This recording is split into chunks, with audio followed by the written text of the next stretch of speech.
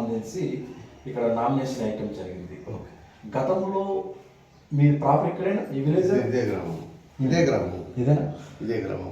గతంలో మీ ఫాదర్స్ కూడా రాజకీయంగా ఏమైనా ఉన్నారు? లేదండి, మా డాడీ మేము 1984 నుంచి రేషన్ షాప్ డీలర్ మా డాడీ. ఇప్పటి వరకు కూడా మా డాడీ చనిపోయిన తర్వాత మా తమ్ముడికి ఇచ్చి రేషన్ షాప్ ఇవ్వడం జరిగింది. నేను దాదాపుగా 30 సంవత్సరాల నుంచి ప్రైవేట్ ఉద్యోగం చేసినా కూడా రాజకీయాల్లో తిరిగేవాడిని. ఇప్పుడు కూడా 4 years నుంచి ఫుల్ టైమ్గా తిరుగుతున్నా. దాదాపు 30 సంవత్సరాల నుంచి కూడా రాజకీయాలు తిరుగుతూ సోషల్ వర్క్ చేసాము. అన్ని డెవలప్మెంట్లో కానీ, అభివృద్ధి కార్యక్రమాలు కానీ, పాఠశాల బిల్డింగ్లు కట్టడం కానీ, పాఠశాలకు స్థలాలు కూడా ఇప్పించినటువంటి వాళ్ళము అని. కాకపోతే యూత్ కానీ అందరు కానీ మేము యూత్ ఉన్నప్పటి నుంచి కూడా మా ఒక సుభాష్ యూత్ అని చైతన్య అని ఉండేవాళ్ళం.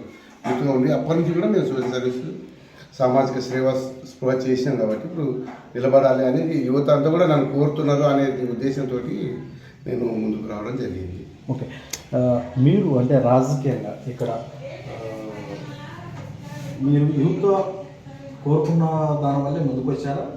ఇక్కడ మెయిన్గా లేదండి, గతం నుంచి తిరుగుతున్నాం. యువత ఎప్పుడు కోరుతున్నాను మీరు నిలబడాలి, సరైన సమయం ఉంది అని మీరు నిలబడితేనే కరెక్ట్ అని అన్నప్పుడు మేము నిలబడతాం.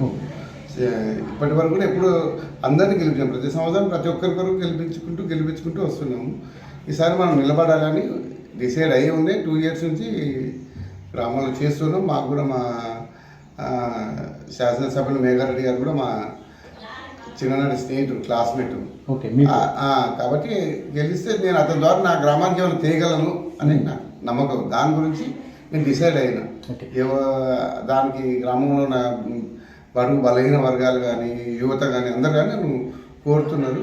ఇది సరైన సమయం అని డిసైడ్ అయ్యి దిగాను. ఎమ్మెల్యే గారు మీరు చిన్ననాటి స్నేహితులు ఇక్కడ అంటే ఎక్కడ కలిసి చదువుకున్నారు? అవునండి, 3rd class నుంచి 10th class వరకు నాతో క్లాస్మేట్ అతను. ఇక్కడ మా ఊర్లో 7th వరకు చదివాడు. కాన్పూర్లో అందరం కలిసి 10th class వరకు చదివాను. ఓకే, మరి చాలా వరకు అంటే ఒక 2 సంవత్సరాల వరకు దాదాపు ఇక్కడ సర్పంచ్ ఎలక్షన్స్ వాయిదా పడుతూ వస్తున్నాయి. చాలా వరకు అంటే మీ గ్రామానికి సంబంధించి ఇక్కడ ఎలాంటి అభివృద్ధి కార్యక్రమాలు నిలిచిపోయాయి?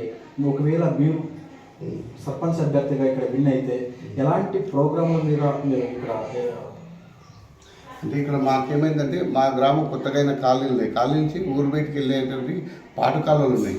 మెయిన్ డ్రైనేజ్ ఎస్సీ కాలనీ కానీ బీసీ కాలనీ గ్రామం మొత్తం వెళ్ళే కాలువలు ఉన్నాయి. అవి పెండింగ్ ఉన్నాయి. వాటిని ముందు చేయాలి. అసలే అత్యంత పెద్ద కార్యక్రమం అంటే పాటు కాలువలు ద్వారా మురుగు కాలువలు ఉన్నాయి. బీసీ కాలనీ కానీ ఎస్సీ కాలనీలో కానీ పెద్ద కాలువలు అవి తీసుకెళ్ళి వాగులు వేసేది. వాటి ఒక్కటే ఉన్నాయి. మిగిలిన బాగానే చేసాం. గతంలో కూడా అన్నీ మేమే చేసాం 5 years నుంచి. ఈ 2 years కూడా గ్రామంలో ఎవరికి ఏమైనా కూడా నేను ముందుండే చేశాను. ఏదైనా ఉన్నా కూడా తిరుగుతూనే ఉన్నాం. ప్రస్తుతం ఆల్రెడీ హై స్కూల్ కట్టాము. హై స్కూల్కు స్థలం ఇచ్చాము. అందరం ఒక 5 మందిని కలిసి అంతా అలాంటి కార్యక్రమంలో పాల్గొన్నాం. కాబట్టి మేము కూడా ధైర్యంగా ప్రజలు ముందుండాలంటున్నారు. ఇప్పుడు సర్పంచ్గా నామినేషన్ వేయడానికి ముందుకు వచ్చారు మీరు. అంటే ఆల్రెడీ మీ విలేజ్లో మీరు సర్వీస్ చేస్తున్నారు ఇక్కడ ముందుగానే. అంటే ఏ పదవి ఆశించకపోయినా సర్వీస్ చేశారు ముందుగానే. ఇంకా ఈ పదవి వచ్చినట్టయితే ఇంకా మీరు ముందు అంటే పదవి వచ్చిన తర్వాత పెండింగ్ వర్క్ కానీ ఏమున్నా గ్రామంలో కానీ చిన్న పెద్ద అనుకుంటా అన్ని వర్గాల ప్రజల్ని అందరినీ కూడా నేను ఎలాంటి స్వలాభం లేకుండా వాళ్ళకు పూర్తి స్థాయిలో సేవ చేయాలని దృక్పథంగా డిసైడ్ అయ్యి ఉండే పూర్తి స్థాయిలో చేయాలి. కొత్త వరవాడు అనేది ఒకటి ఏంటి అనేది చూపించుకోవాలి. మనం అంటే ఏంటి ఏదో ఒకటి జీవితంలో మనం ఏం సాధించామని మనం పోయిన తర్వాత కూడా వాళ్ళు మనం తలుచుకునే విధంగా ఉండాలనే కోరికతోటి దిగినాము. ఓకే, మీరు ఇక్కడ ఏ పార్టీ నుంచి ముందుకు వస్తున్నారు? ప్రస్తుతం కాంగ్రెస్ పార్టీలో ఉన్నాము. కాంగ్రెస్ పార్టీలోనే ఉన్నాము. శాసనసభ్యులు తోడి మేఘారెడ్డి గారు కూడా మాకు స్నేహితులు, అందులోనే ఉన్నాము. ఇక్కడ చూసుకోవచ్చు చాలా వరకు హైదరాబాద్ కావచ్చు చాలా చోట్ల అంటే ఏకీకృవాలు ఎక్కువ జరుగుతున్నాయి కాంగ్రెస్ పార్టీ తరఫు. దీన్ని ఎలా చూసుకోవచ్చు?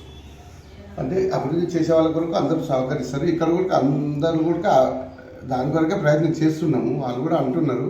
కానీ ఒకరిద్దరు అటు ఇటుగా చిన్న బాగా ఉంటారు కదా ఇవన్నీ వాళ్ళ కొరకు ఆయన జరిగినా మాత్రమే జరుగుతుందేమో అని నేను ఊహించుకుంటున్నా. ప్రజలు మాత్రం నాకున్నారు. నేను మంచి మెజార్టీతో గెలుస్తా కాంగ్రెస్ పార్టీ తరఫున.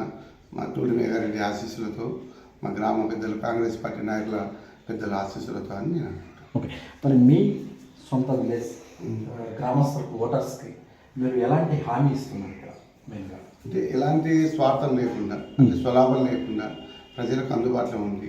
పిలిస్తే పలికే బాలింగము, పిలిస్తే పలికే లింగం అని ఉండాలనే విధంగా, అని వాళ్ళకి ఎన్నంటి ఉండి ఎప్పుడు పిలిచినా పలికే విధంగా ఉండాలని అనుకుంటున్నాను.